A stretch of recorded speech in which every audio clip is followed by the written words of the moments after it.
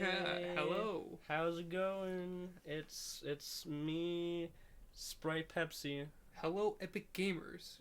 We hate to interrupt your bi-hourly Roblox upload with this special little thing we're doing.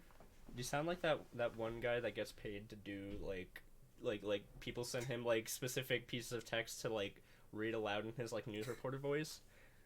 You know like the attention battle royale gamers. Attention, Epic Gamers. Your V-Bucks are now invaluable.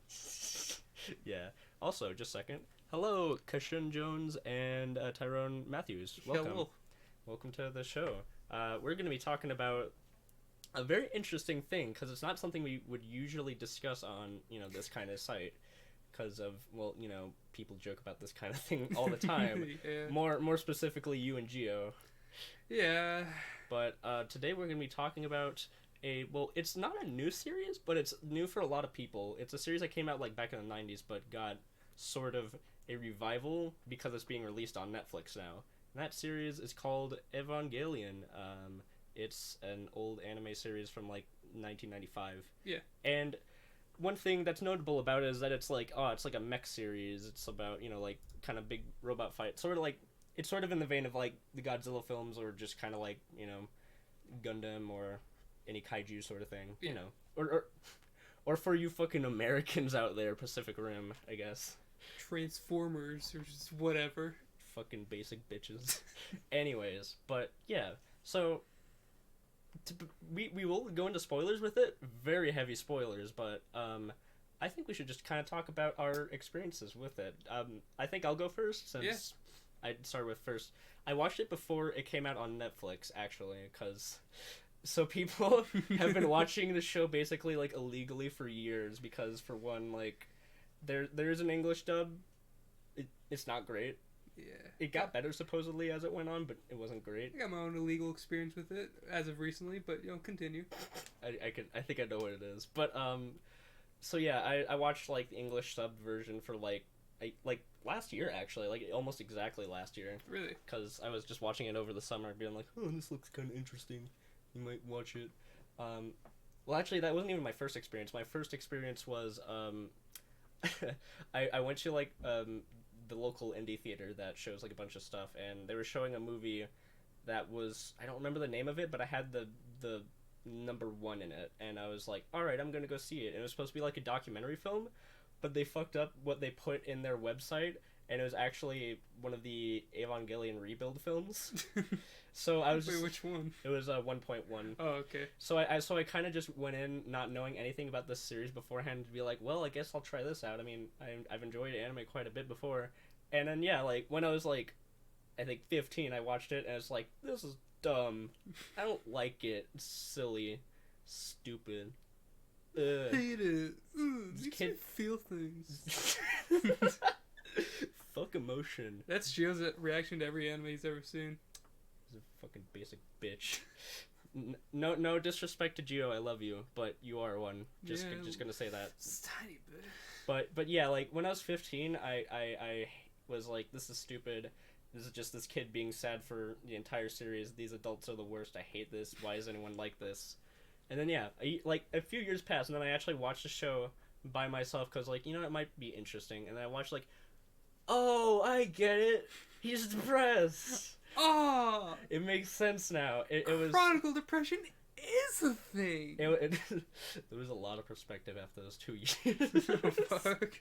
But, yeah, like, then I just freaking fell in love with it. I watched everything afterwards, and it was both fantastically made, but at the same time, did kind of want to die a little bit after watching it.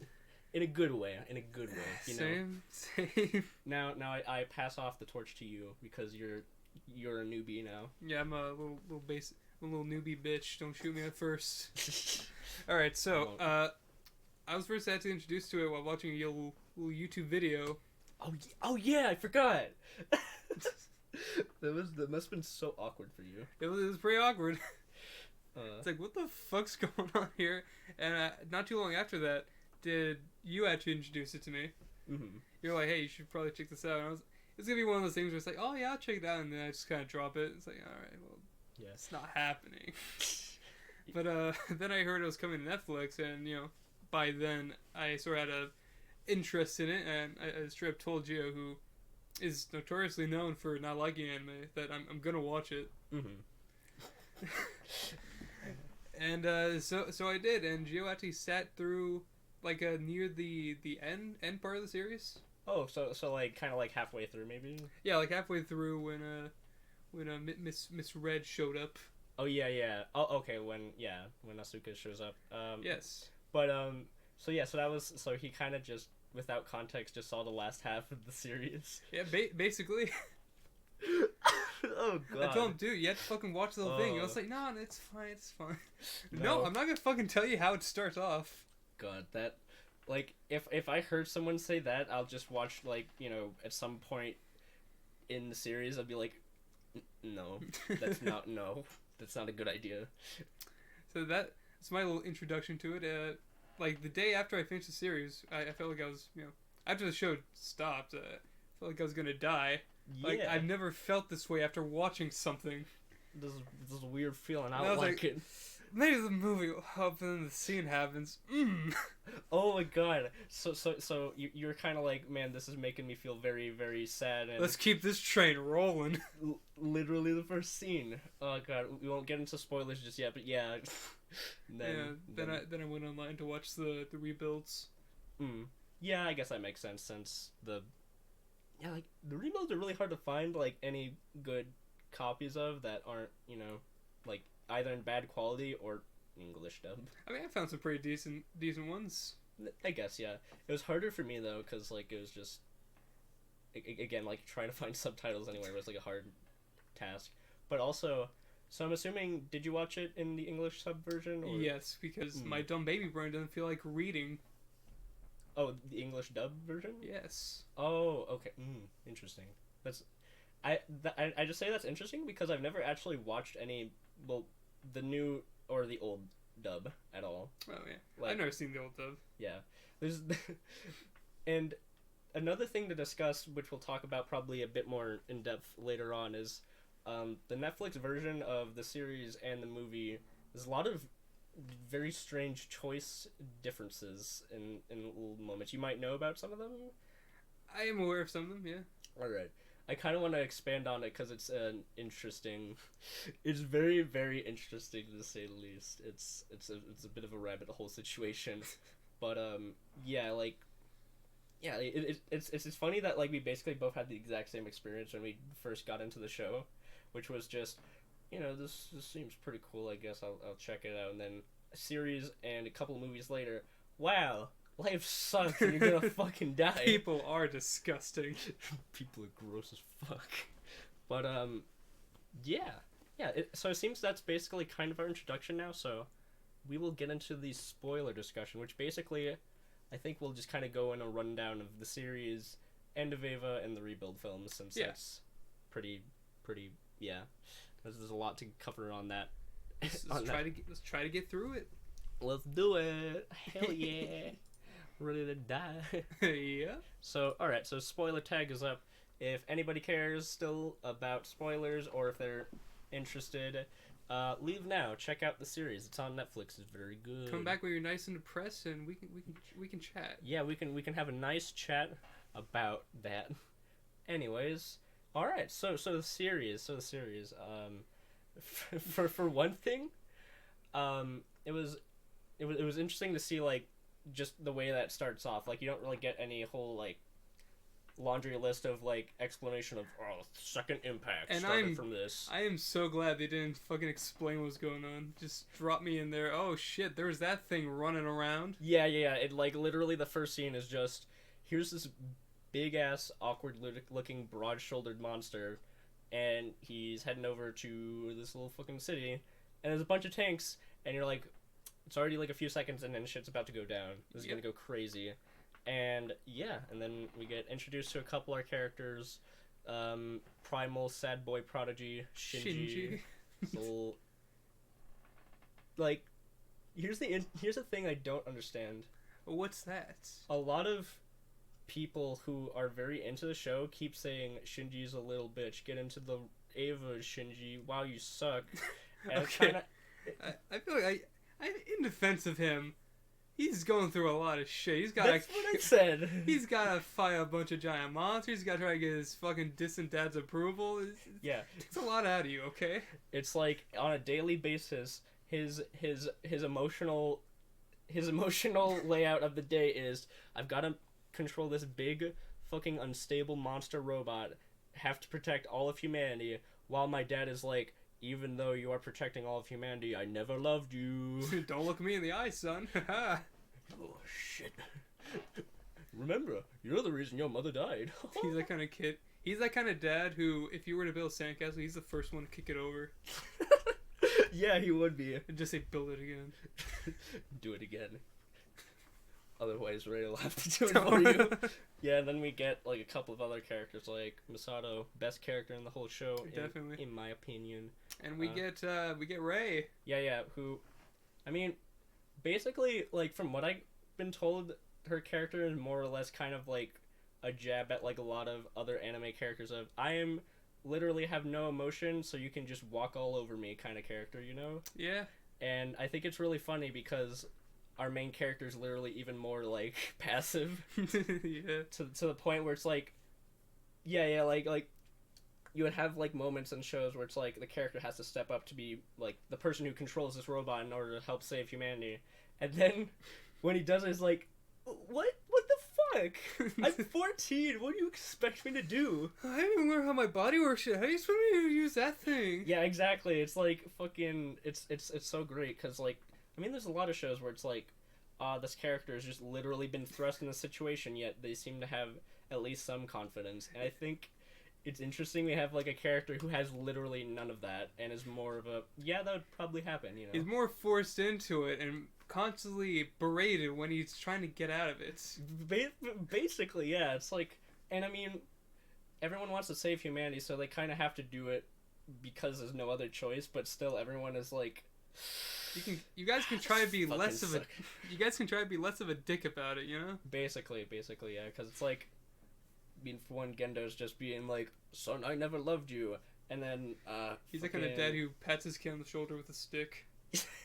Yeah, but and then like Kitsugari is sort of like, yeah, I mean, I don't really know you that well, so I don't really care, but could you just please do it? And I think like Misato's the only one who genuinely is like, I'm kind of worried for this, you know, this kid who has never experienced any like massive like panic-inducing stress before in his life. Right? Like, she's like the only responsible character towards this kid, while everyone else is like, alright, go kill it. It's so funny, she's both like the most responsible and the least responsible.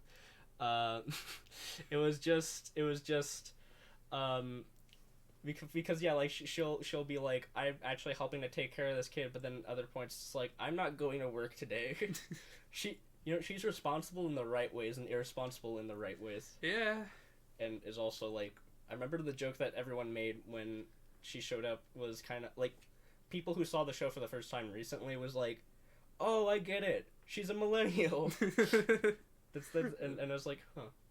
She essentially is. I never thought of it that way. But yeah, like, so then the series more or less is just kind of like a continuation of sort of Monster of the Week sort of thing, where it's like, we gotta fight the next monster, which in the show is called like Angels, which is like symbolism.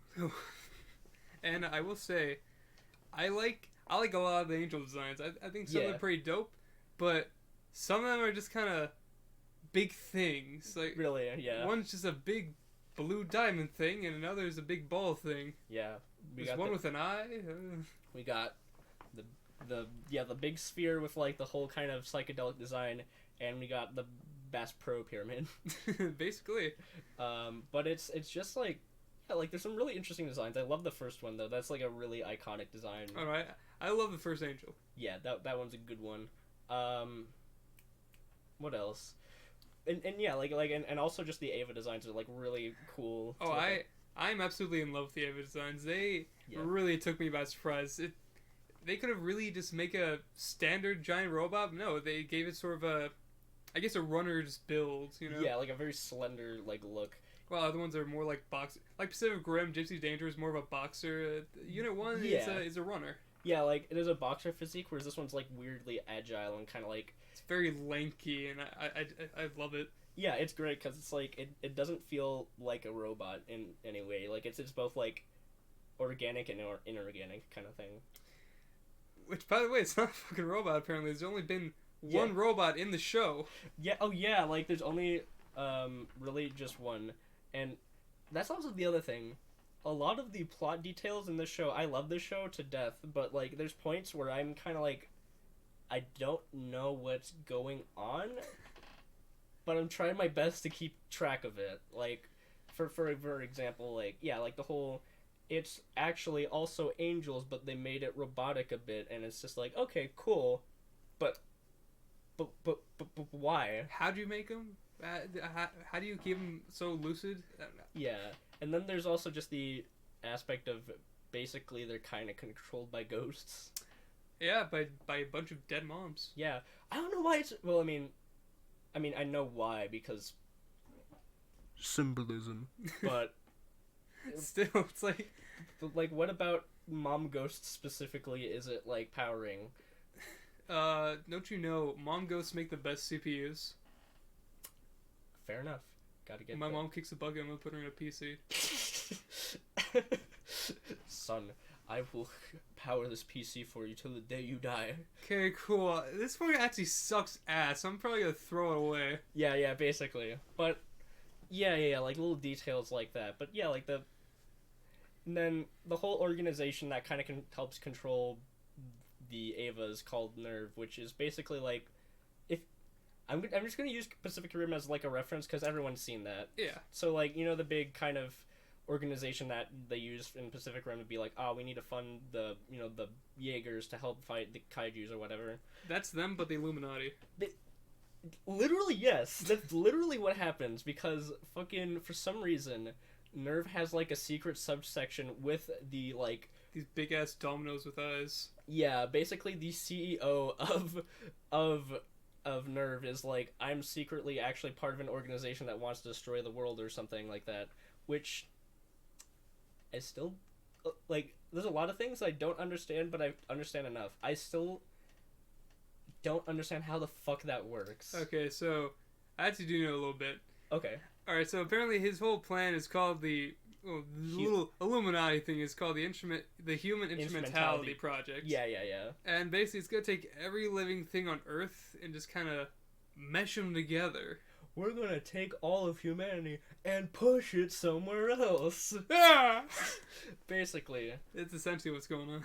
And yeah, I guess, but and I know why, because like End of Eva sort of gives it a bit more context of like, because I want to reunite with my dead wife again or whatever. But I'm still kind of like, but why? I'm gonna finger this 14-year-old clone to see my dead wife. That's a bit later, but I mean you're not wrong. Also, by the way, so Nerve is kind of like the secret organization that they have in the show, or not. SEAL is the secret organization in the show that's part of Nerve.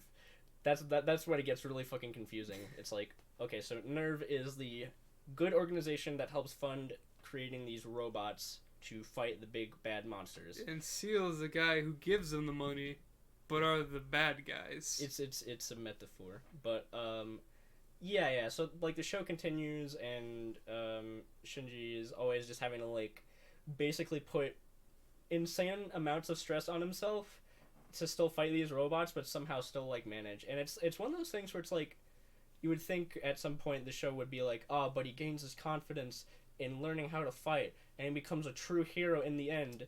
He does that in some parts, but then the show throws a stone right at his face. Basically, like, that's the thing I genuinely like about this show, because it's not as simple as you just get good through it, like, general adversity, you'll always become better by the end. It's like, no, not really.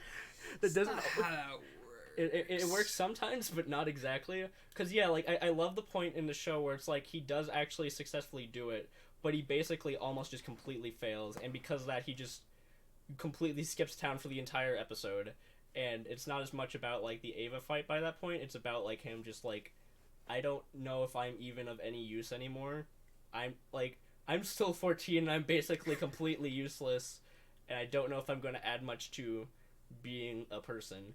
And then it's interesting because that was the point where it's like, oh, this isn't as much just like big robot fights for the sake of big robot fights. It's like the robot fights are more or less the cherry on top for like, let's get into the thematics of becoming, finding your worth, your self-worth, and all these other like, human experience sort of things that makes it much more than just big robot fights. And a theme they really did like to carry throughout the show is the hedgehog dilemma. Yeah, the hedgehog, and I like that a lot. Also, since they used that, everyone started making memes about it, like, haha, Sonic. Funny, Sonic can't have relations. Yeah, everyone makes... That's the thing about Ava. Everyone makes memes about it, and they're funny at first, but then you remember what happens, and then you're just like, oh. Yeah. Oh, damn. Oh. Forgot about that. Oh, shit. But, yeah, like, the hedgehog dilemma, like, this idea that basically, like, human connection is a great thing to help us as a society, but you'll always be hurt by your human connections in some way, shape, or form. It's basically inevitable, and that's the hedgehog's dilemma. Is like, hedgehogs come together, but they hurt each other with their spines, sort of. It's all about them trying to find a good balance, being close, but not hurting each other. Yeah, and it was so weird, because, like, that was the third episode in, and that was also sort of the, so, this isn't as much just about, monster fights. It's monster fights mean themes and thematics and all that. But my inner 8-year-old wouldn't have it. Show me a monster fight. Yeah, and that's why I'm glad I rewatched it after I watched it when I was 15 and being like, this is dumb. Why is he sad all the time? I thought this was big monster fights. But what else? But yeah, like, as the show continues on, like, these events start kind of accumulating, more characters kind of show up, like everyone's favorite asshole, Asuka. Yeah. And it's a lot of people like hate her, and I can get why, because she is like just an arrogant asshole for the entire show, but then you see why she is that way. Yeah, and that's the thing. I was kind of like, I wasn't sure if they were just going to play her character up for laughs or if it was actually going to lead to something, and then it did. I was like, oh, thank you. Jesus Christ, I thought we were just going to have the annoying girl character for this entire show, and it was going to not really lead to anything. But no, she's actually like by that point I was like, she's actually a genuinely compelling character, damn. And then we get to know more about other characters like Ray, who, like at the beginning we just see as like completely sort of emotionless, but like trying to find... She's weeaboo Bates. But yeah, saying. Basically, it's funny because like the creator of the show ultimately acknowledges that and is like, I was making fun of it, you dumbasses. Why did you actually take the bait? Yeah, like she has moments where she actually is trying to like, it isn't just she kind of is there and doesn't do much of anything besides pilot the robots. She actually does have those moments of, oh my gosh, I'm kind of realizing I have no emotion whatsoever. I should really find a way to like connect more with people, and that lasts for a little while until she fucking explodes. Yeah, and becomes God, kinda. Yeah, which we'll get into that sort of thing later as well. But yeah, like the show goes on and it's like it's pretty standard robot stuff and like the occasional like character driven episode for most of it until like episode 16, I'd say, and that's when shit gets super cerebral and weird, because then we get the whole my mom is a ghost that's piloting this big robot thing, and why and then that's kind of when like the whole like basically kind of the fantastical elements and like the thematics just sort of like converge together into this very very it's very weird, but I've never seen any other show kind of do stuff like this, where it's like the insane like use of editing with like titles and that sort of thing. That's what really hooked me with this show. It's the way they went about introducing each episode was very different from the last one. There was a little rough where it was more monster of the week sort of thing, but yeah. you know, going forward, it got a little more itchy. Yeah. And it was great because it was just like a nice progression. It wasn't just like, all right, guys, suddenly we're gonna do art house now for some reason. It was like the progression of the style kind of like was nice and fluid, and yeah, it just wasn't just like just gonna do this now out of nowhere. But yeah, and then through that we get more characters like what's his name, Kaji, who is I just describe him as the fuckboy because he basically like a lot of the characters that are part of Nerve kind of remembered him when he was like first on with the organization, but I forget if it was like he left because he did some sketchy shit and he kind of had to like lay low for a while or what it was. But yeah, he shows up later on and I love him as a character even though he doesn't really do much because he, again, we get more into those thematics of just like you know, the hedgehog's dilemma and sort of thing. And also he starts the saddest scenes in this fucking show for me, like Jesus Christ, like when he sees Misato again because they were in a relationship like off screen in the show like years before like when the show takes place. Right. Basically. And then they meet each other again and they're like, she's like, I hate you so much because you were such a dick and you kind of just left out of nowhere. And he's like, but now I'm back. And we can have all the fuck times. Yeah, and you know what? She did it. And I mean, yeah. But not before kind of basically just being like, why would you do that? And now I'm very insecure of myself. Jesus Christ. And he's like, oh shit, I guess I could kind of do that, didn't I? Oopsie. Well, that happens, I guess. But, yeah, but then, like, later on, we see he's basically... Was he, like, infiltrating Seal? Yeah, he was infiltrating Nerve for Seal. Okay, because I remember he did something that caused him to basically be like, gotta lay low for a while. Ah, shit, I got shot down. Ow. Oh, no. Sorry, it just do be like that sometimes. Bye. Well, actually, oh, shit, before that.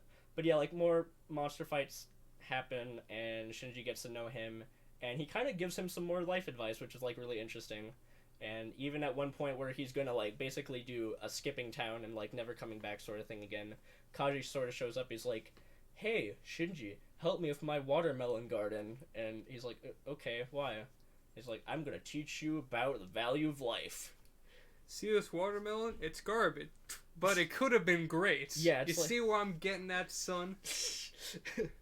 It's like, this watermelon ain't great. But it could be good. That's you. You're the fucked up watermelon. Wow. Why do I have to be the fucked up watermelon? It's a metaphor, you see. It's supposed to be meaningful. Now get back in the robot. but yeah, like, he's great. This side note, I'm so glad I wasn't the first one to fucking say that. Gio said it first. Say what? Say, get in the fucking robot. Oh, yeah. Well, I mean, that's just kind of the meme that everyone goes to. I just say it just because, more ironically, there's so many people who actually say it with, like, genuinely. It's like, God, shouldn't you just get in the fucking robot? It's like, he's like 14 He's trying and to have has a moment here. no social skills whatsoever. What the fuck do you expect? But, like, yeah, like, then that moment is like, alright, even though I'm still kind of feeling like shit, I'm gonna actually still go back there and help all my friends out, because they mean more to me than, you know, what my life is worth or whatever. And he does that. And another situation that happens is he still fucks up. Yeah. But then the Ava that he's piloting, which, again, is basically just an angel with robot skin, so it kind of goes fucking AWOL and is like, alright, now it's basically just dead mom ghost pirate on autopilot and just full up destroys the angel in that fight. And this is kind of like later on in the series, I'd say. Yeah. And that's one of my favorite moments. In fact, this is what we have as like the picture down below here. And later on, I'll say something about that scene and another scene. Yeah. But yeah, and that's one of the later episodes. And I'll actually let you talk about what you have to say about. Alright, so some of my favorite moments in the show were with the Avas just sort of doing their thing, and I have two favorite moments in this show. Mm-hmm. First was the dummy plug sequence. Oh yeah, I'll expand on that, and we can talk about that too. Okay. Where they sort of put an autopilot on the Ava, you know, and it's very robotic in the way it moves. It kills the other. It kills. I already said it's like Ava versus Ava, right? Yeah. Do you want me to kind of expand on that? You should expand on that. Okay, so at some point in the show, there's a very dramatic turn that happens because like most of the angels by this like near episode 20 have already kind of died off. It's more now about like the characters and their interactions. There's still like some angels left, but they're kind of trying to like prepare for whenever they show up because there's like I think it's 13 in total, right? Yeah. Okay, so basically like Shadow of the Colossus, but with robots. So at some point they're like, we kind of need some more artillery. We've got, Asuka, we got Rei, we got Shinji. We need a fourth one.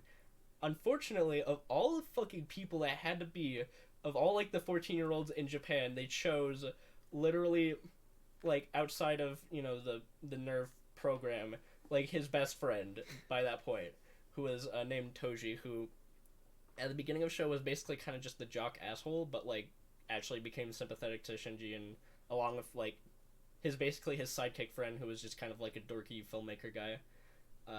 But yeah, sounds like someone I know. Actually, if I had glasses, I'd basically just be him. Here you go. He's here. Oh shit, this isn't the right prescription for me. Yeah, that's so weird.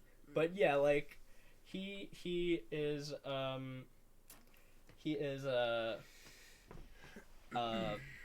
yeah, so like he's assigned as the next Ava pilot for the fourth Ava that they have, and it's so and I love that moment so much when he finds out, because like beforehand in the episode he's like still jokey, kind of funny characters like, haha, you're doing great, Shinji, you can do good out there, and then the minute he finds out, he's just a complete like silent wreck for the entire episode. Yeah, and that sort of brings me to my favorite scene. Now, when Toji's Ava sort of goes haywire and starts... it took out the other two, Unit 0 and Unit 2. Yeah, 2 and 0 I got units. That right. Yeah, I'm smart. Cool. It starts choking out Unit 1, and, his dad's telling him, okay, kill it. But Shinji's like, nah, I'd rather That's die. That's my friend! And yeah, basically he said, I'd rather die than kill him.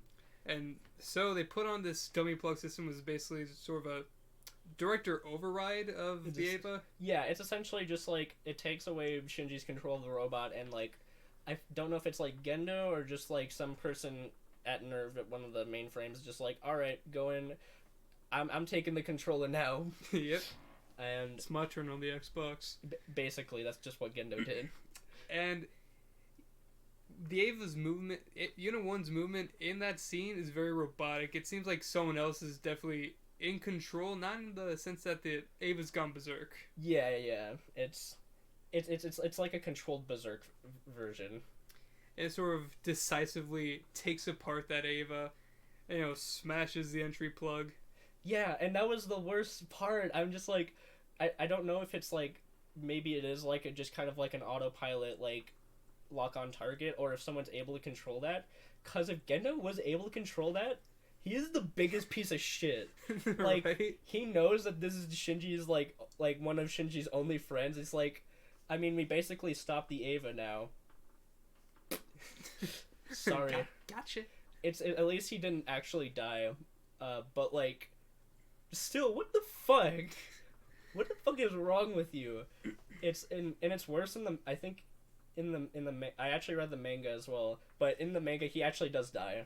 So, like, that was one interesting change. But, in the show, he lives. Yeah, we don't see him at all ever again, but yeah, he does live.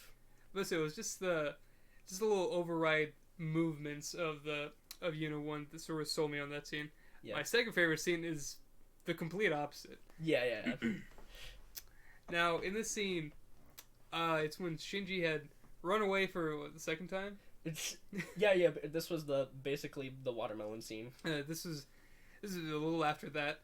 An angel attacked Nerve. He got to the headquarters, And Shinji finally got back in the pile. Like, fuck it, just gonna fight it.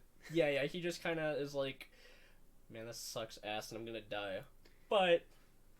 And so he fights outside. It loses power, and the angel starts sort of attacking the Eva, starting to crack its core, I guess. Yeah, like it's whatever. Yeah, I forgot. It kind of has a core. Like, I don't know if it shows on the picture. Yeah, it doesn't show it, but like there's kind of like a central core, I guess. Yeah. And then the Eva and Shinji sort of have this ultimate. That's what I hear from the show. Ultimate synchronization, and it just goes berserk. That was like freaking. That moment is oof. The shit. It goes completely animalistic, like crawling on all fours and fucking eating the other angel. Yeah, it literally just becomes like an animal rather than like some like a robot. Yeah. And I think that's a wonderful moment too, because it sort of like acknowledges basically the fact that it is both like an inorganic and organic like material going on here. I have never seen a show do something like that.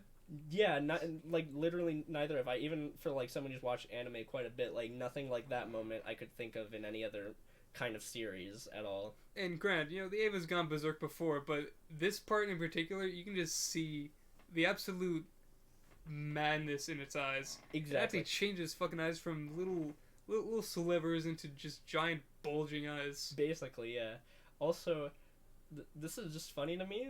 Maybe it's just because of the time that they released it that they were okay with this, but I think it's funny that for Netflix, the rating is TV-14 because like, yeah, not too much bad stuff happens, but there's moments like that where it's not necessarily like horribly violent, but you're just like, oh Jesus, oh my God. But Gio did not care for that scene. Well, I think we don't need to keep saying this to repeat it, but maybe just because Gio's a basic bitch. Again, I love you, Gio, but you're wrong. But yeah, that's one of the most iconic moments I'd say probably in that series. Just yeah, because like everyone like that moment's like seared into everyone's mind whenever they think of the show. From that point on, it really did show me this is not this isn't any other giant robot show. No, it's a little more. This ain't your grandmother's mech show. But yeah, that's one of my favorite moments. And also, yeah, like the dummy plug sequence is an amazing moment, but fuck, it hurts so much. Yeah. That's the best way I can describe the show. It's like there's some amazing, beautifully constructed moments, and there's some fantastic, like, awe-inspiring moments. But fuck, does it hurt? Yep. And speaking of does it hurt, I don't remember if this happens after the dummy plug episode. Yeah, it does. But like the character who I described as the fuckboy, Kaji, I think is his name. Yeah, that's his name. Yeah. That's I think that's the episode where like that's when he infiltrates Nerve because it's sort of like not as secure because of the whole Ava attack, and finds the information, and it's kind of focused on him trying to like expose Seal to everyone else, but ultimately failing at the same time. Yeah. And it ends with him being fucking shot down by a firing squad, and leads to the saddest fucking scene in that, well, maybe the saddest fucking scene in that whole show, which was the voicemail scene with Masato. Right. Yeah, that's a scene that also gets memed up a lot, and it's like, haha, it's funny they changed out the audio and the voicemail to Masato. But then immediately, every time I see it, I'm still just like get like a quick surge of, oh fuck, oh shit, And like, I can't believe you've done this. Even after that little scene, she still listens to the fucking thing. Yeah, and that's like, that's actually that feels that's even worse, honestly. But I could imagine that though. I can see some people saying, "Well, she really got over that quickly." Well. In this case, she kind of has to, considering all the angel attacks. Yeah, that's the thing. That's the saddest thing. Is like, that's also kind of like what's great about this show is like you have those moments where, like characters have to kind of move on from it, but but like since it's like the medium of film, you get to get more insight in these characters. You realize they don't really move on from those sort of things. They just kind of have to. They have to put it aside for a moment. Yeah, or at least project the image that they are able to like live on with themselves or something like that, because. there's a lot of moments where characters have to do stuff like that with, like, I mean, fucking, basically every single character has at least one defining moment that's, like, been, like, humanity shattering for them, and they just have to find a way to live with it. Like, Shinji doesn't know love because his father never loved him, his mother just kind of died. Rei, well, she was made in a lab, so there's probably something there. Suka, basically, crazy mom that became suicidal and killed herself. And then, Misato, basically, father died in Second Impact, which watched it happen, basically. Watched it happen, too. Sailed at sea at, like, the age of, like, 8 years old in a little, like, pod thing. And had to be raised by other people and just live on from that. It's honestly surprising to me as, like, a character that she's as stable as she is. Like, everyone makes the jokes like, haha, she's a complete wreck. It's like, it could have been a lot worse if you think about it. And I think, and it's so funny to me that the character who shows, like, his tragedy the most is Gendo, but the most of it is just, my wife had a child, so I didn't get the same love that we used to, and he's the one that acts like the biggest piece of shit throughout this entire show. Kid? What kid? I don't have a kid. I don't have a... Basically, anytime Gendo sees Shinji, he's like, I don't want to be associated with this. Granted, he does have... Near the end, he does have his reasoning for it. It's a stupid... It's stupid, but it's still a reason. I could see it happen, so at least there's that. It's not just like a super complicated reasoning. He's just like, I just wanted love again. I don't want to hurt my boy. I don't want my boy. I only wanted him to see me kill one of his friends. Basically. And he almost did. I'll look at him in the eye, display my dominance. Yeah. You display your dominance by doing this. Intimidated, yes. Basically, like, that pose is like the equivalent of, like, doing this in the show. But yeah, so, like, the show goes on, Kaji dies, and Asuka basically, like, she was the very arrogant character who kind of had this feeling of, like, my only purpose in life is to pilot Evas, and I'm gonna be the best at it, basically. And for a while, she does kind of show she is pretty good at it. Yeah, she's, like, actually incredibly capable, like, even from the first episode. She's just kind of arrogant, but then at some point, yeah, she is just, like, kind of downward spiraling, and, yeah, just falls into, like, a really shitty depression for, like, a couple episodes. It really does happen after the Ava 1 incident, the second Berserk. Oh, yeah, the or second... I guess technically third? I don't know. That's what happened. If you count the entry plug, I guess. I guess, yeah, I think that's when that happened, and yeah, she just fucking completely loses it for a couple episodes. She starts questioning herself like, oh, am I really the best? Maybe Shinji's the best. Oh, fuck him, I'm the best. Oh, maybe not. Man, and Shinji's an asshole and stupid. Why? No, my purpose in life is being lost. And then there's this new angel that shows up. She's like, I can fucking kill it, and then No, not at all. Like, it actually forcibly dives her into her own psyche. Yeah, it's like, take a look at yourself. Yeah, it looks like you're the little doll. Oh god, oh no, don't remind me of that scene. Oh yeah, a lot of the moments in the show that are the most like artistically interesting is like moments where like they're fighting the robot and there's like a situation where they're almost gonna die, but like something happens where they just have a weird mind melding where basically like in Pacific Rim, you know how you saw like past memories when they did the mind melding things? Like it's like the Rift, but yeah, the Rift. This time it makes you psycho murderer. It kind of, yeah, and it's a bit more abstract than just past memories. It's like, I remember, not just memories, your past problems. Basically, your internal like issues that still manifest like now are just kind of like become like physical and be like, you're not good enough. You don't matter to people. Your life has no value. I'm a ghost. Remember what happened? Dead mom. Dead parents.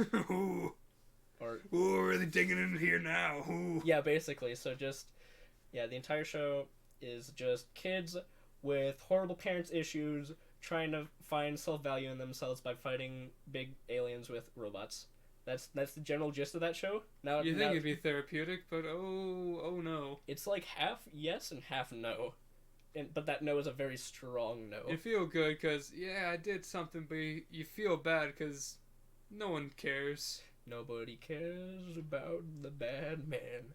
but yeah, so like the show continues on and you get these character like issues, and that was the point where it's like I didn't really find myself as interested in the monster fights as much as characters, really. Like I was interested in both for a while, but I was like, oh, I want to see how what happens in the end. It's weird because the show slowly weeds you off the monster fights. Yeah, like I said, there's sort of a point where they just have a lot of episodes where it's them just trying to like test out like their technology, but it's also moments of self-reflection and character interaction and just weaving that all into each other. And fun facts, like our main computer is a brain. Oh yeah, I forgot about that fact. There's sort of a side episode that just revolves around their computer just sort of getting weirdly corrupted and some weird angel virus, I guess. Yeah, and then most of the episode is what I would describe as like montage of Matrix hacking sequences. Yeah. Where they are just trying to find out like why the fuck is our mainframe acting up and like trying to like sabotage us. This is bad. Let me talk to my mom's brain. Yeah. Oh yeah. I fixed it, y'all. Oh my god.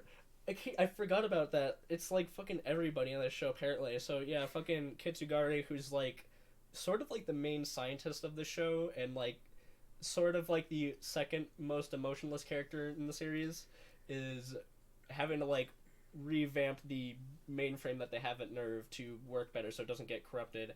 And then you just find out, okay, so the mainframe in Nerve is also her dead mom's ghost. Okay, cool. I know I've already said it, but dead moms make the best CPUs. I guess so, apparently. Or at least just the best plot devices. Yes. I feel like after this I'm going to make like a list of like movies and TV shows that revolve around dead mom syndrome. But, yeah, that's one episode. And, there's a point where the show has one episode that's very strange to me. Because it doesn't, like, it's actually a very iconic episode, but it's only, like, one episode specifically, which is, like, it's the last angel that they have to technically fight, but it's not an alien monster, it's actually a human person, like a humanoid person. Oh, yes, as I like to refer to as Shinji's shower buddy. Yeah, basically, shower buddy, I forgot how to say. I'm just gonna call him, King K. Rool. I'm just gonna call him bisexual alien. There basically. You go. But yeah, he shows up and like he goes under the alias of I'm the new replacement for the guy who almost got killed. Fifth children. I'm the fifth child. Oh yeah. Also, the people who pilot the Avas are called like the children, I guess. So like Shinji's like the second child, I guess. He's a third child. Oh, he's a third child because I forgot about and so he pilots Ava 1. Yeah. And then so this new guy who has like white hair and whatever and is pretty chill, honestly, kind of shows up and he's like, I'm gonna just pal with you guys for a little bit, and everyone except Shinji is like, this guy seems weird, and most of the episode is just him interacting with this weird alien kid. And yeah, like Shinji's just like, I don't know much about you. You're just sort of strange to me, but he's so calm to him most of the time. And there's one line that will transition me into one interesting thing about the Netflix version of this show. He says something that like is basically like a very important line for most of the series, which was just like, I think I was born to meet you, basically. And right. He's like, Shinji's like, what do you mean? He's like, I love you. Oh. And yeah, so basically, that's sort of another interesting thematic element, because like, for one, the Netflix version changed it from I love you to I like you, which is like, I mean, it basically is the same thing, but different connotation, you know? Yeah. And like, you can like ice cream, but you don't love it. Yeah.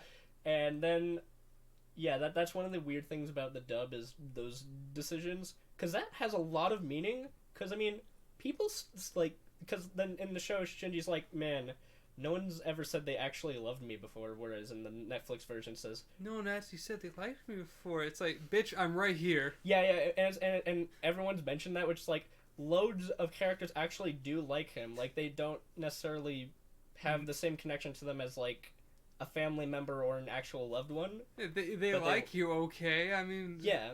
Hell, Misato took you into her home. Yeah. That must show some level of likeness. Yeah, whereas, like, if you think about it, throughout this entire show, he has never had any actual moments of, like, genuine love from anybody, because, for one, mom's dead.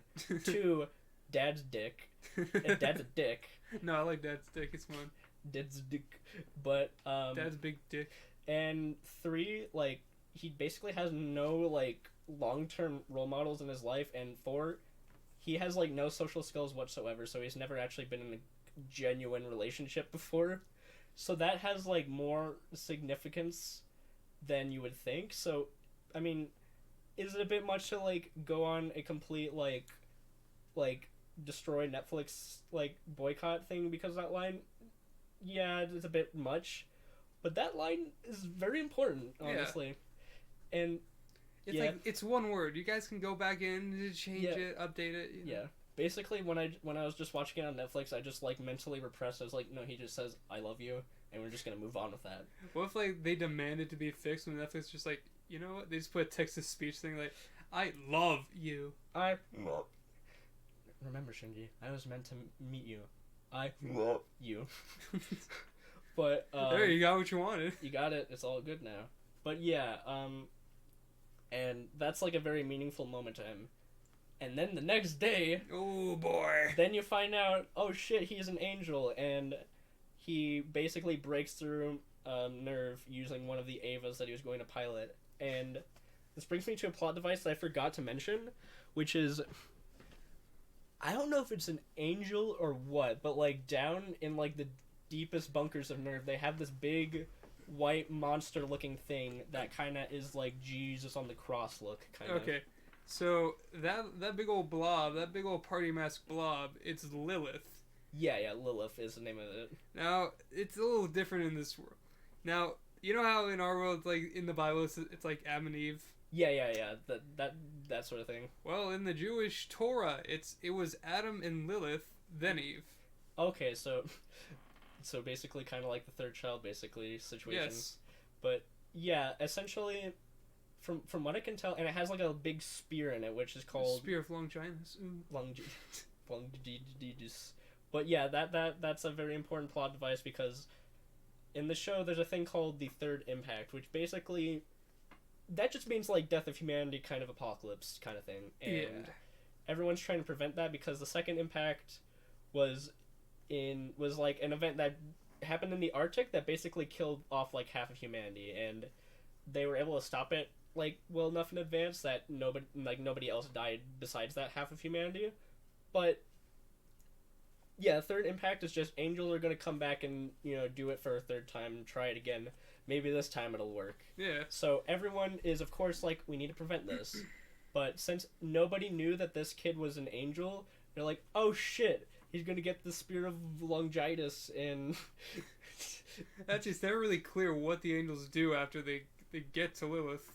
Yeah, that's actually kind of true. Like, that's the thing, there's a lot of shit that I'm still very unclear about, because, like, yeah, you get the Spear of Hepatitis, and then you can really... And then you can cause the Third Impact, but I'm just like, but how, though? How do you do that? How does one go about that? How does that work? Like, you see it happen even in, like, what we'll talk about soon in the end film, but, like, I'm still like, but how the fuck did that work?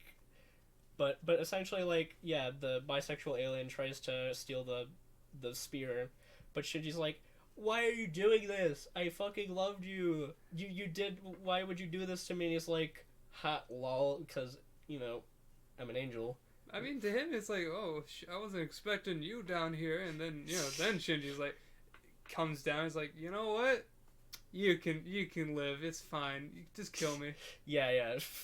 Shinji just shows up, just like, you can take my fast pass, dude. He shows up and, like, and Kaoru is like, hey, you come here often? He's like, I fucking work here.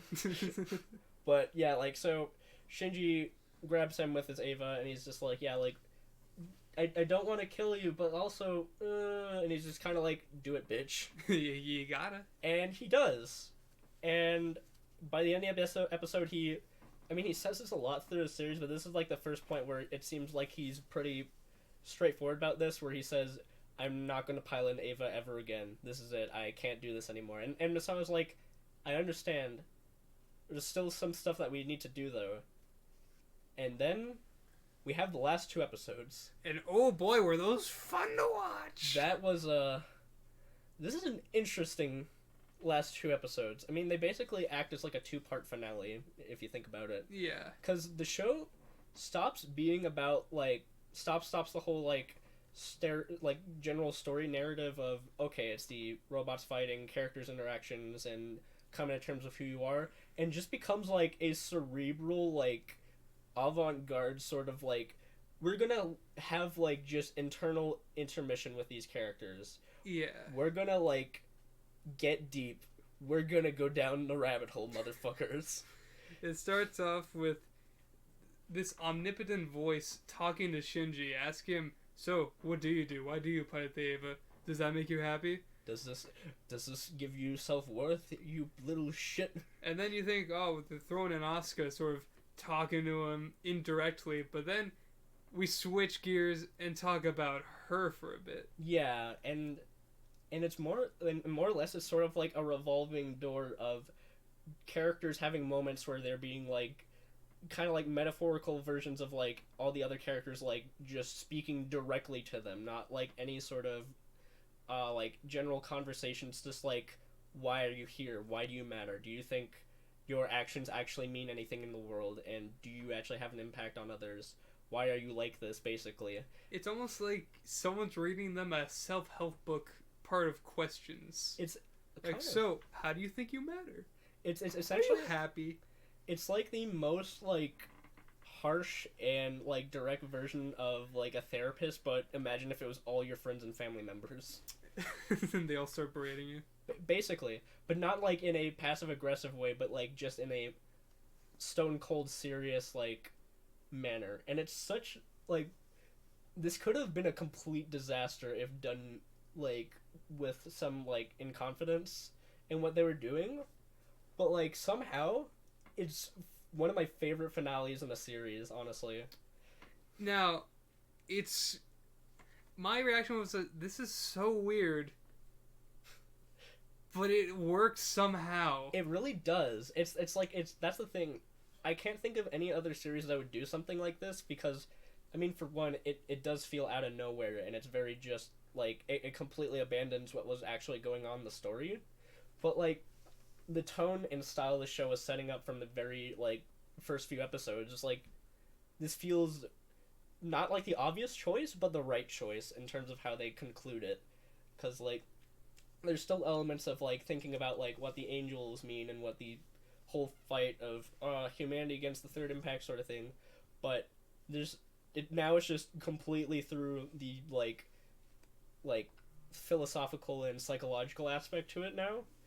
And, yeah, like, it's so strange, but it's so, like, poignant and, like, perfect in that. And I remember you said by the end of it you kind of wanted to die. Yeah. Which, I mean, I kind of do, but, like, that last moment, I think is just actually really wonderful. After watching that, I felt so empty, and then Gio was like, you go put on the movie, right? But the thing is, like, if you kind of think about it, though, that last moment is actually really great, because, I mean, there's characters who have died, like, Kaoru died, and so did Kaji died, but there's still all those other characters that they aren't gone yet, and since there's no technical actual closure with this, you get a sense that maybe this is just, maybe it's all, like, mental, maybe none of this is real, but, like, I guess I was sort of just, like, mentally suppressing that thought by just thinking, okay, maybe this is actually, like, really happening or whatever, in some, like, like, dreamlike way. But, you know, I love the fact that it actually leads to not just, I'm going to give into the sadness and it's gonna just envelop me and life doesn't matter. The last moment is Shinji being like, you know what, maybe I'm not really the best person I can possibly be, maybe I don't have like the most value in the world, but I do have value and my life is important and there's others that love me. And then everything just like freaking wipes away, and then it's that montage of the congratulations, good job, buddy. which it's goofy as fuck out of context, but like in that moment I'm just like, fucking congratulations, motherfucker. Good job, man. You did it. You found self-worth again, god damn it. And you too can learn for $12.99 a month. And you can do well. It turns to a big ad. Yeah, and that's how the series kind of ends, is just on that, which I kind of like to talk, before we get into the film, a little bit about the background behind the whole series. Yeah, the creator. Yeah, the creator is a very interesting person. What was his fucking name? Hideaki Anno was his name. But yeah, like, he originally worked on like Studio Ghibli films as sort of like a assistant animator before going on the show. He made other stuff, like he made another mecha show called Gunbuster, which more or less acted like a lighter, more enjoyable in the sense of you don't feel super depressed all the time, like prototype for Ava. It's essentially like a Ava for people who don't want to die. Yeah. But yeah, and then he made this series, but like a lot of his own like personal dilemma was kind of referenced for this show, which was interesting. And also the fact that like there's a lot of religious imagery in this show, like not even like, oh, it's sort of subtle, like literally within the first episode they killed the Ava and it explodes into a cross. Yeah. And a lot of people are like, there's some symbolism behind it, has some meaning, and it's very well weaved into the show. And maybe it is, but the creator of the show has literally said on multiple times, I didn't have any meaning behind it, it just looked cool. That's a good mantra. I drummed to that beat. I like that too, because that's not saying like you can't look into some analytical stuff, but I didn't really mean anything when I first made it. So yeah, he didn't mean that there wasn't a meaning behind it. You can give it one, but he just didn't want there to be. Yeah, my favorite one was he was talking about like why he called the robots Evangelions, and he said like, it was originally like a Christian term, but it was also like used in Greece in the early times. I picked it because it sounded complicated. It's a good call. Yeah, but also the other thing that's more kind of tied to the last two episodes of the show is that they blew their budget so fucking hard on this show, it's not even funny. Yeah. Like, some of the first few episodes are like beautifully animated, like even for like a TV show in the 90s that had like some impressive animation. But down the line, that sort of brings me to one of my biggest stripes about this show is that they reuse some animations quite a bit. Yeah, I mean, that's fair. It's not that I judge it too bad. It's just like, come on, guys, I know what you're doing. Yeah. And, yeah, like, basically they had points where they had to do that. They had to, like, do some filler stuff occasionally, because, like, episode 10 is, like, I watched the whole series, but episode 10 was one of the few where I kind of felt like skipping, because, like, for one, it was sort of a fan servicey episode, and it was just not all that interesting. It was essentially the Ava equivalent of like a beach episode. Yeah. It was the one where they have to fight the magma monster. Oh yeah, that one. Then, literally, one episode, I can't remember which, is just a clip show, right? A clip show episode, more or less, which is just like, all right. The second I saw what was going on, I just kind of skipped that one. Yeah, I was like, wait, I feel like I've seen this before. Why is this going on for 5 minutes? It was like, I looked up online, looked up the number of the episodes, like, just as a warning, this is a clip show episode, as like, oh, shit, okay, well, alright. But, oh, you guys didn't have anything ready, okay, I get it. But, like, they blew their budget so hard by, like, the last few episodes, they had to finish part of the episode with goddamn Crayola markers. Yeah. But the funniest thing also about that is they actually make that work, too. Because, like, there's those really minimalist moments, like the episodes that are, like, the parts of the last two episodes that are just, like, white screen, but the characters are drawn in, like, you know, pen, whatever. Yeah. And, yeah, like, on paper, this sounds like the cheapest bullshit, and it obviously shows that you have no money whatsoever. But then you see it. Yeah. And I remember it was that one moment where it's like, basically that one moment in like the last episode, which was more or less what could have been sort of life, but it's like a like basically making fun of like really shitty slice of life anime. Yeah. Or just in general, where it's like, haha, goofy shenanigans and perverted issues. He's got his whole family. He's got his childhood friend, new girl who you saw his skirt. Yeah, basically, you know, like the usual anime tropes.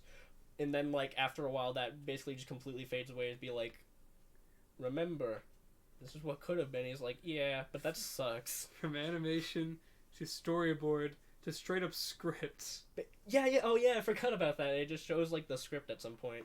But yeah, like, the creator was very passionate about that episode, those last 2 episodes, and even for, like, the amount of budget they didn't have, he put all his effort into it.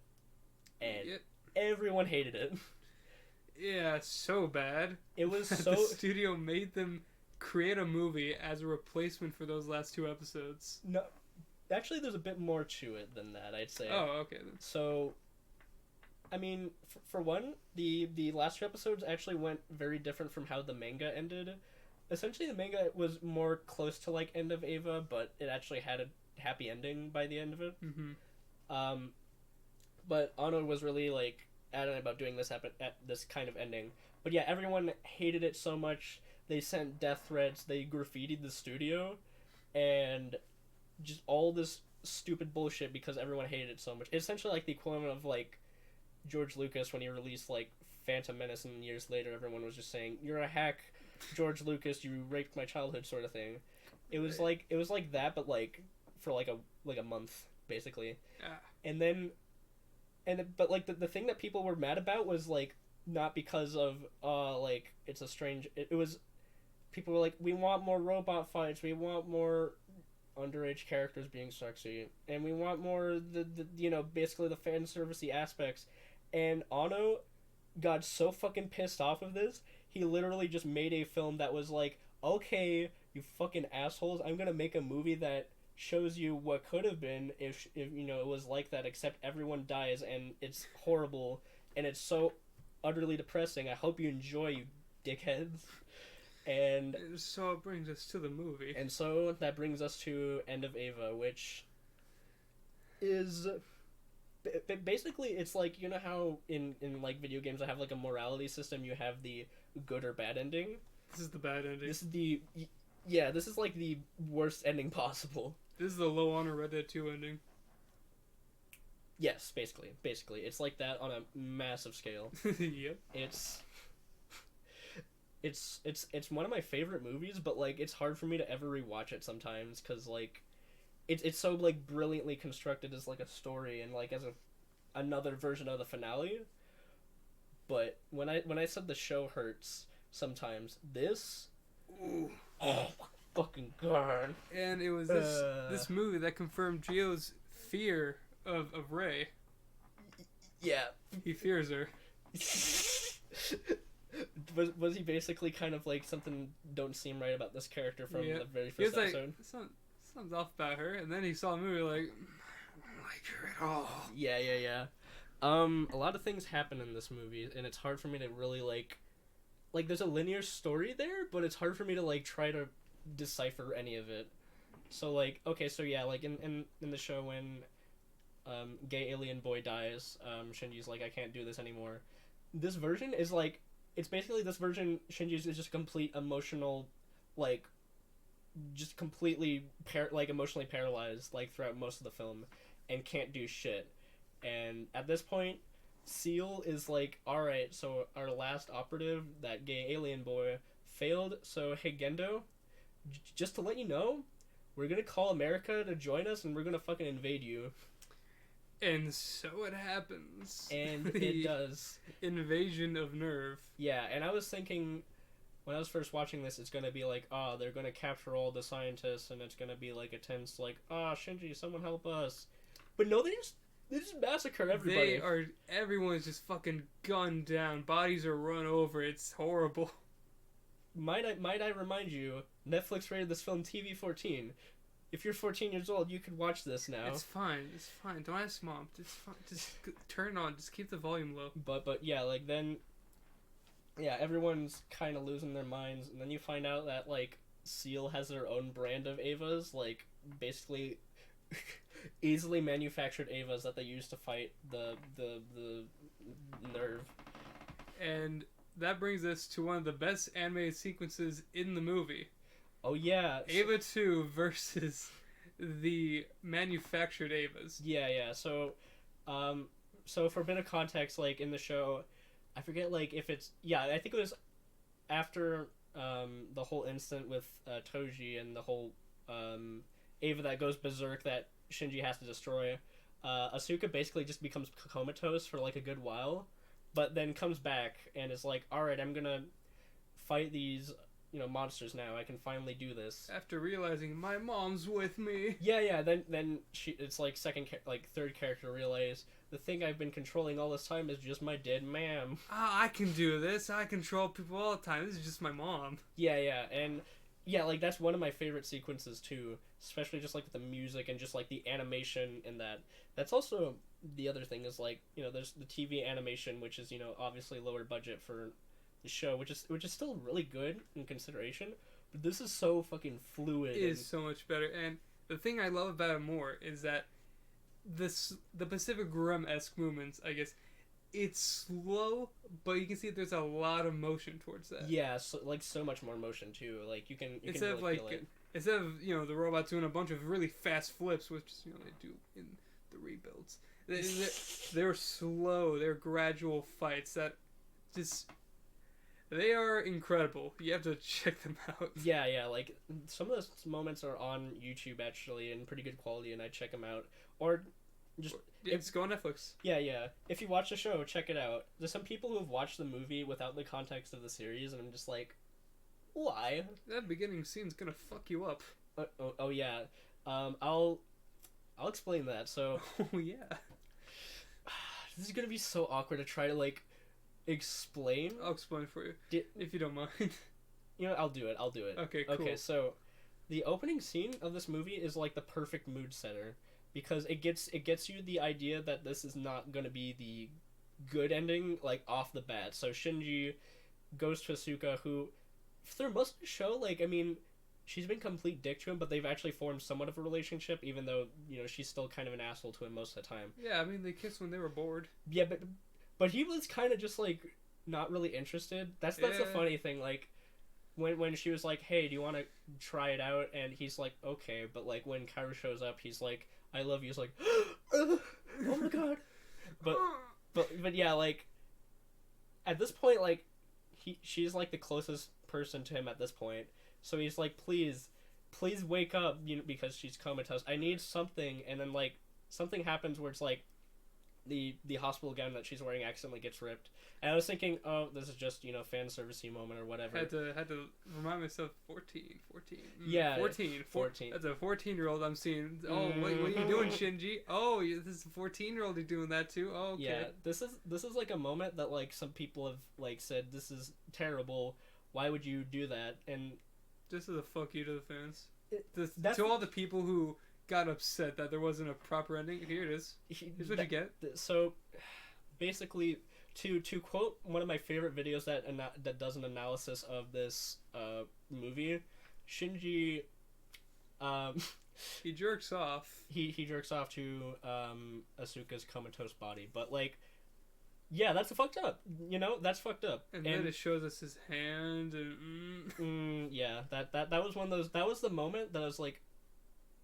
Oh no! It's no! Like that, I get it. And someone animated that. It's weird because in any other context, I'd be like, I'm gonna just turn this off. I guarantee some people fucking turned the movie off the second they saw that. I feel like, imagine watching that in a theater. Like, oh my god, some people fucking left angry. Probably, yeah. Like, but like the thing is, that's like the perfect mood setter if you remember the context of like, Anno tried to make the original ending as much of a hopeful you can avert your your own shortcomings and find value in your own life, and everyone's like, I want more fan service of these underage characters, and his response was, alright you fuckers, you want to see a sad piece of shit horribly do something disgusting? Here you go, you happy? Now get on with your fucking life, guys. And then just went on with the movie. I think that's the perfect Yeah, essentially the perfect middle finger to just like anyone who is not necessarily dismiss the ending, but was like, it's automatically terrible because it didn't, you know, conform to what I want out of the fan servicey aspects of the show. And he was like, hey, you want to see something completely fucked up and really sad? Here you go. Congratulations, guys. This is your doing. You wanted it. You wanted it. It's like negotiations going on. He sends him a note. Yeah, just a picture of that. Just also this was another translation thing that I hated. So since I watched the original version of it like before Netflix had this release, Netflix dub says when Shinji finally does it, he says, "I'm the lowest of the low," but the actual original line was, "I'm so fucked up," which is so funny to me because that means, are you guys seriously going to go that far and just not say one F-bomb? What's wrong with you people? So do you know what you're voicing over? So a TV-14 movie has jerking off to someone's underage comatose body, a multiple like massacre moment in like the first few minutes, and some of the most horrific imagery I've ever seen in an animated film, but Shinji can't say fuck. That's just where we draw the line. That's where they draw the line. Like, fucking, I feel it's like what? It's a few words. It's one word too. It's just like one word, and they're just like, no, we ain't doing that. We're showing all this though, but we're not showing that. Sorry. Also, speaking of things that got cut out from the new version, they also cut out the end credit song from the show. Fly Me to the Moon. Yeah, which I mentioned because like the line "I'm so fucked up" is pretty integral to the movie, but that's also integral to the show, because not only is it the end credit scene, but like so many emotional moments have like instrumental versions of "Fly Me to the Moon," and they don't have it. Like the voicemail scene had it. And now it doesn't. They couldn't get it because they couldn't get the rights to it, right? Yeah, because Frank Sinatra's ghost like, I don't want you getting any money from me. No. Yeah, and so that's the intro of the movie. Then the rest happens, like it goes on with it. If it's I'm trying to remember like what happens next. So yeah, like they're doing the whole fight scene with like Asuka and like the whole robots, and it's actually going pretty good for the most part. She's like getting it done. She doesn't have much time on her robot because it doesn't have a whole lot of power left, and she basically does it pretty well and gets them all destroyed in the right amount of time. And but then one asshole throws a spear of Longinus. Yeah, so I forget who picked it up. Like, did they ever show like how they found the spear? Like, was there like one Ava that they sent down and was just like, I'm gonna grab this? No. Alright, so the thing is that the spear of Longinus is still on the moon at that point. Oh fuck! I forgot about the moon part. That is a replica, I guess. Well, shit. All right, but yeah. So then, I guess one of the mass-produced Avas threw it. Yeah. So yeah, like I guess a Ava off screen finds a spear of Longinus replica and just basically kills the Ava, and then the mass-produced Avas come back and kill Asuka, and in a horrific, like Vulture-esque scene, which isn't censored by Netflix, but come on, let them say TV-14. Let them say fuck. But yeah, so that happens, and then Shinji finally comes out of his depressive state to try to fight, and then he sees that and just kind of loses it second time in the show. And then it happens. And then that's when all shit goes loose. That's when the iconic Kama Sutra Todd song starts playing. Yep, the third impact happens. Yep. Ray becomes God, and that's the point when Gio says, "Nope, don't like her. Nope, no, sir. I don't want this anymore. Yeah, I don't want that in the house." No. That's the thing. Like, this is the point where I just don't know how to describe what happens. It's kind of like what happens next is sort of like a reverse version of like the whole cerebral intervention part in like the last two episodes, except it's now like Shinji rejecting it every single time, like saying, like, characters like in his mind saying like, you have worth in your life, what is your hand for, you can do great things, and he's like, no, I'm a piece of shit, I'm not worth anything, no. And yeah, while this is going on, everyone on Earth is fucking evaporating into Sunny D. Basically, what looks like Sunny D. I mean, they call it LCL, but it's Sunny D. It's basically Sunny D. LCL is just like the liquid that they use inside Ava's to like power it, I guess. It's like, kinda. It's something like that. I don't know why it's there. It's just kind of a cool stylistic choice, I goop guess. You can breathe, ooh. But then you become the goop. You become the goop. Yeah, everyone becomes the goop and kind of dies, so the whole world sort of just gets enveloped by it. But like Shinji's being like projected up into space as he's like losing his mind, basically. Like it just breaks apart. And yeah, and through this there's like an amazing montage of like, again, characters like talking to him, them trying to like help him find value in his life again. He's like, nope, sounds fake, fam, sorry. No thank you. Basically, we tried this once, it didn't work out. And yeah, I tried this like 3 other times, guys. I don't think it's gonna happen. And it does this most mind-boggling thing after that. It goes into like a live action montage where it's still going on, but like the music changes and it's much more different, and it goes on for like 10 minutes. And it has like, you know, like images of like an actual Japanese city and like all this sort of natural stuff. And then the weirdest thing happens. You see footage of people watching the screening of End of Ava. Or no, not End of Ava. It was the Death and Rebirth film before End of Ava showed up. And so yeah, like it just gets like super meta and textual and like what's going on? Ooh, it's great because like I don't know what the fuck is going on, but it fits for the moment because Shinji doesn't know what the fuck is going on either. Yeah, everyone's just kind of, as they say, tumbling down. Then Gio listens to that song on his phone now. He does? Not for good reasons. He just listens to it now. It is kind of a banger. It's basically just more depressing version of Hey Jude. Yeah. If you listen to that song, it has like the same kind of sound and rhythm to it.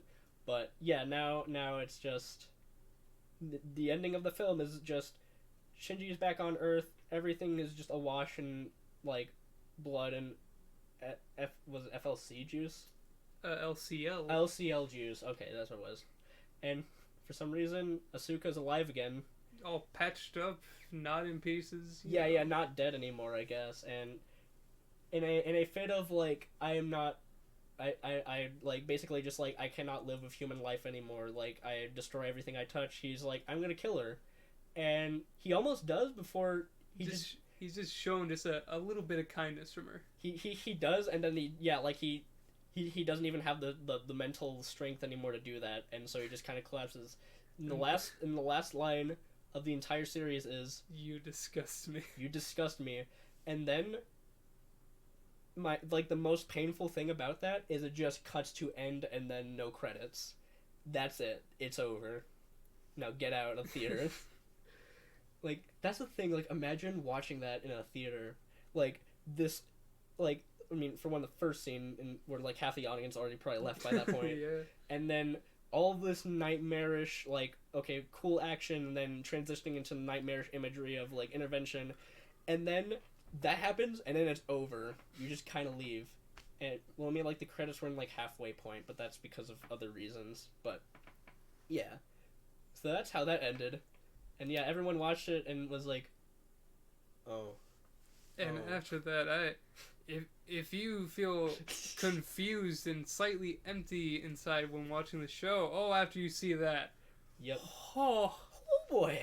Do you just feel so depleted? You feel drained. It's cool because it's like, I felt all the emotion in the world, but also dead in the same time. Because, I mean, it's like one of my favorite films and like just a stylistic choice and like just, it's like nothing I've ever seen before, but it's also like, yeah, by the end you're just like, well, yeah, that happened. I guess that happened now.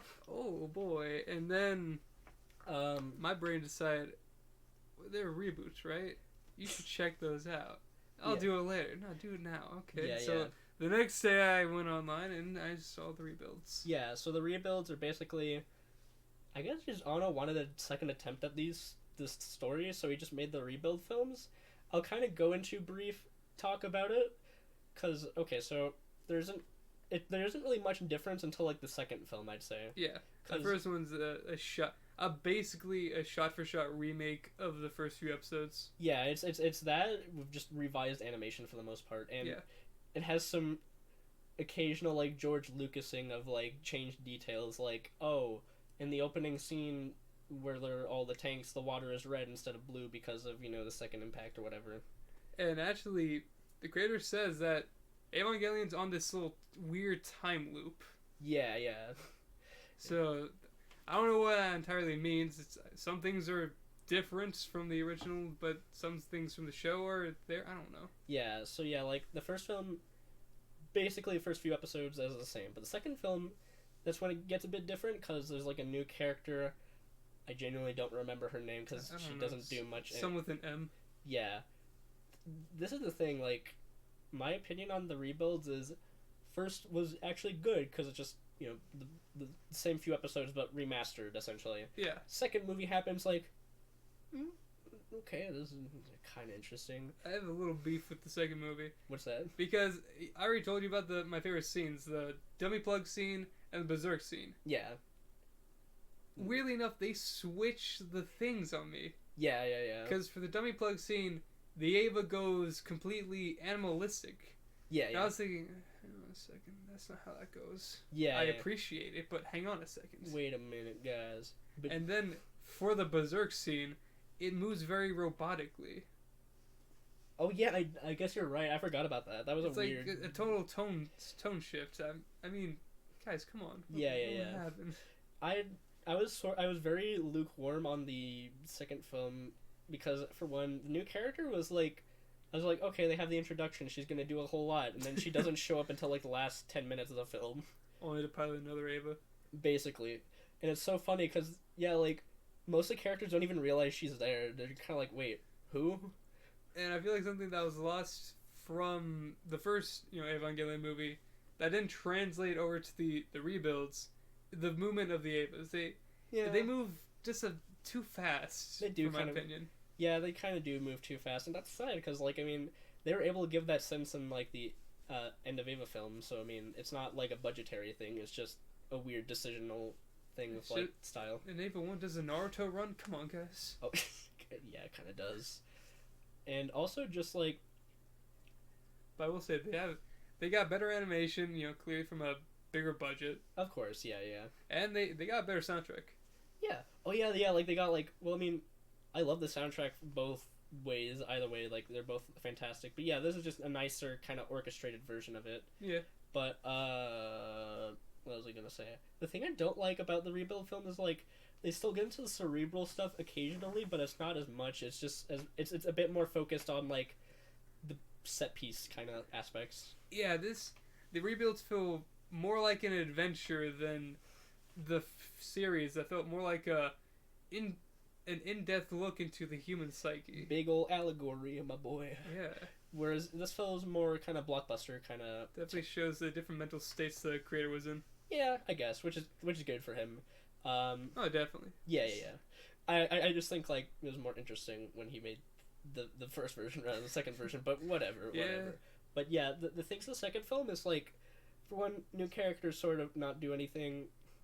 There's a lot, like a good portion of the movie that just kind of feels like padding, like the whole like aquarium thing where they go out, and it's like it's cool that the characters get to interact, but it feels a bit like a beach episode.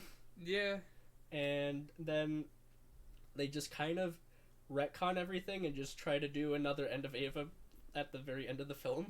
Yeah. Which is cool song, but not anywhere near as impactful as like the first go round. Definitely. And I will say one thing I feel they did better in the rebuilds compared to the show. Ray's character. Yeah, Ray's a bit more interesting this time around, I'd say. Yeah, she was emotionless, but sort of developing, I guess, some sort of feelings towards Shinji. Yeah, and that was actually more well developed here, and I feel like there's some semblance of that in the show, but it was a bit more like kind of distant, which I mean fit thematically, but now it kind of fits more thematically for this since it's more like more actiony based. And but then that character development is kind of thrown away for the third one. the third one, okay, so I'm gonna say this: the first half of this film I fucking despise with my Same here. every fiber of my being. The second half it's all right. I don't think it's necessarily the worst. It's just kind of slow. Instead of shower buddies, his friend is a piano pal. Yeah, we get piano pals instead of shower buddies, which, I mean, I guess, sure, why not? But, yeah, like, the first half of this, because this is the point where it's like, now this is past the general structure that we've had in the series before. This is getting into new territory. But the new territory they chose is like, no, thanks, man, I'm good. When you pilot to Neva, you are 14 forever. I guess that's the curse. That's a curse, so apparently. What the fuck? That was just like, okay, so there's weird shit that I'm able to, like... Are you afraid people aren't going to start buying shit of her if she's not 14? Maybe. Possibly. Anyways, but, like, yeah, there's so many weird things. For one, I forget how 2.2 ends, but for some reason, Shinji's just kind of been asleep for, like, a few years, I guess. And... That's what confused me, because in the dub I heard, they say that he's an exact replica. So I'm thinking, wait, is he a clone? Wait, he feels things. Wait, for real? Yeah, they say it's a perfect biological match. So I don't know if that's like... So did Shinji die?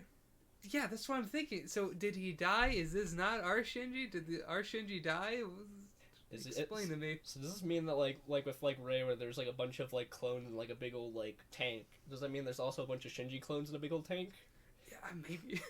Okay. And like for Rei, I wasn't too surprised. Like, oh, he got a spare in the back. It's fine. But why the fuck is everyone acting like he's a liability? Exactly. Oh, why the fuck do you bring him back to life or some shit just to emotionally distance yourself, making it more likely for him to leave? Yeah, like, so, and then there's, like, a weird time skip now, and this is, I don't know if it's just, like, not really a story issue, or if it's just my thoughts, but, like, the fact that everyone's so completely emotionally, like, distant towards Shinji just the minute he wakes up, he has no idea what the fuck's going on. He genuinely does not know what's going on, and everyone's just like, there's this weird fucking... I can't believe you. There's this weird collar on his neck that'll fucking kill him apparently. It's not gonna build some trust. Yeah, like, he's basically kept as a prisoner with, like, characters that he's known to, like, have good relations with. But, yeah, like, nobody explains what the fuck is going on. And when he's waking up, he's surrounded by a bunch of fucking armed guards pointing guns at him. I'm like, what's he gonna do to you? Yeah, like... He doesn't have an Ava anymore, so the fuck is going on anymore? And so, yeah, like, and, like, even characters like Asuka who have, like, a new design, which, okay. Okay, I guess she has one eye. Yeah. A little reference, ooh. Yeah, I guess it was sort of a reference to End of Ava, but I don't remember her losing an eye, though, in the movie. Yeah, I don't recall that being a thing. Maybe she just, like, lost in the battle or whatever, but yeah, like, that happens. Oh, did the curse not cover your eye insurance? Ooh. Yeah, so, and like, Masato is now... Since we have the explanation of it's a time skip, so things have probably happened, Misato goes from being, like, a genuinely caring, like, but still stern sort of, like, role model. You're my dad now, sort of emotionally distanced kind of thing. Less bad, but more just, like, I'm just kind of complete general commander with no, like, feelings whatsoever. I still care for my crew, but, like, I don't show it. And everyone else kind of follows in the same way. I fucking love there's one scientist girl character who doesn't really get much of a name or much development, but you see her, like, in End of Ava, who's like, I can't fight, I can't do this, and then when you see her in the Rebel, she's like, I'm just as emotionless as everyone else. Yeah, this is just another day. Oh, there a little clone over there? Oh, so it reminds me of someone. Yeah, and it's just so weird to me, and yeah. And yeah, like, then there's a fight scene that happens, and this was also the other thing, I was just like, this fight kind of sucks. Yeah. It was really awkwardly edited and put together, and it got to the point where I was... And then, near the end, they get in this new Ava that looks exactly like Ava 1. Yeah. Except with 2 more arms. So basically, like, that... Again, like, to use Pacific Rim as, like, a point of reference, that one robot with, like, 3 arms... kind of thing. Yeah. And I gotta say, the fight, but I was expecting more from that Ava. It didn't really fight as it did kind of stand there as it let things shoot out its fucking back to make one go away. Yeah. And the new pilot, what a fucking waste. She didn't do anything. she still doesn't do anything, and I'm just like, why are you here? What do you do for this show? Even Asuka's like, are you gonna help? No. You got it. I love I'm the reading. I love the fact that we've gotten to the point where we don't even remember her name because she doesn't even do that much. Well, doesn't that show you her relevance? Basically, yeah. And, you know, it kind of ends with a fourth impact. Oh, shit. Yeah, well, to get there, though, Shinji gets kidnapped by basically, like... Another Rei. Another Rei clone, Gendo, and gay space alien boy. Yep. So, they kidnap him, and everyone's like, oh shit, Shinji got stolen. I guess we'll have to kill him since he has the collar, but then gay space alien boy finds a way You know, I got this, dude. Yeah, like, Yeah. I don't know, like, what... Like, how... Did you have to put it on? Like, could have just put it somewhere else? Yeah, like, how does he have the ability to do that? Because he's an angel. He's not a human. I guess. But then the rest of the movie is just kind of like him interacting with Rey and, you know, gay space alien boy and trying to still for some reason get approval of his dad. And not much robot battle happens there, which is so weird because most of these films have been more like blockbustery and kind of like focusing on action moments. And then Shinji does kind of learn that Rey is actually a clone of his mom, and that causes a trippy scene akin to the show, but still it's like kind of not as good. Okay, he's going through one of these again. Oh shit, here we go again, basically. Yep. And yeah, it's just yeah, it's just a lot of discussion, which I feel like is a bit more well developed than like how the first act of the film was set up, because that was just like total like disaster. But like this one's is just more uninteresting, because again the characters now have like a different development from the show, and it's much more cold in a way that doesn't feel like, oh, it's thematically relevant. It's like it's just okay. Just for the sake of trying to be cold, I guess. Yeah. There's some more lore that's kind of interesting. Gendo's still just a dick, and yeah, like and then it ends with Shinji just kind of being a complete useless, emotionless sack, basically. This was the first moment within the entire show where I wasn't like, at least I can understand Shinji's point of view. I was kind of like, what the fuck are you doing? Because then he just decides when Kaoru's like, we need to start the fourth impact, and Shinji's like, no, I don't know, but then, you know, because Shinji's basically has had no love, he's like, I'm gonna do it because you're the only person that actually respects me in any way. And yeah, and of course, everyone that was his past friends were like, hey dude, what the fuck are you doing? I mean, you guys haven't been doing me any favors recently. I mean... Yeah, so a sort of semi-fourth impact kind of occurs. It doesn't go all the way through, so like nobody like for real dies, I guess. Well, except for, you know, gay space alien boy has his fucking head cut off because of the like, because at some point gay space alien boy was like, oh shit, maybe this is a bad idea, and I, you know, my mind was like, you do this now? You think about this now? Of all times, I don't know why, but okay, so like they're going down to get a spear of Longinus, but yeah, he's upset because there were two. I guess two. Oh no, that's too many. Yeah, but also, why do you need two pilots if Shinji's doing all the fucking work? Just saying. I don't know, man. I don't know. This movie is bad. I don't know. And it kind of ends on a bit of a cliffhanger, I guess. It ends on, you know, Shinji's robot gets destroyed, and Asuka and Masato find him and be like, well, coming back with us. It's like, but I don't wanna. And they're just like, this fucking kid. And yeah, so that ends. And the next one's coming out next year, right? Yeah. It's actually funny we do this now, because I think on July 6th they're releasing 10 minutes of actually finished footage. Oh shit, cool. So I would have been a lot more like, this probably isn't going to be good, but like at some point I remember hearing an interview from Anna that said, I don't really know what I was trying to do with 3.3, I kind of made that a bit of a mess, which is why I tried to do Shin Godzilla after that, which was more like a palate cleanser. Yeah, it's a good call. It's a good call. Which I'm very glad he's doing, because, yeah, like, the rebuilds have been somewhat of a disjointed mess in a way. Yeah. Also, something I only recently learned after watching the Evangelion show. He used some fucking tracks from Evangelion and Shin Godzilla. I didn't know that. Yeah, he did. There was a couple of them. I thought, hey, I know where that's from. Aw, I got table scraps. Damn it. You got goofed. But yeah, so it's basically like the entirety of the series now. The thing that's the funniest to me thinking about it now is like the amount of like how actually popular it is, like it like the series itself as like a brand, because like there's so much like advertising and marketing and like products for this show.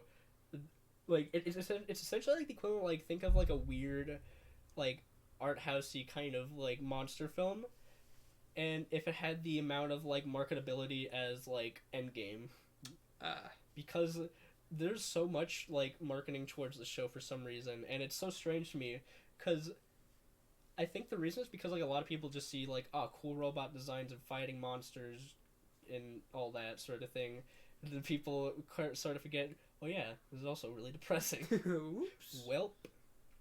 And also the meme that everyone talks about, which was Robin Williams picking up a Evangelion toy and saying the name Evangelion.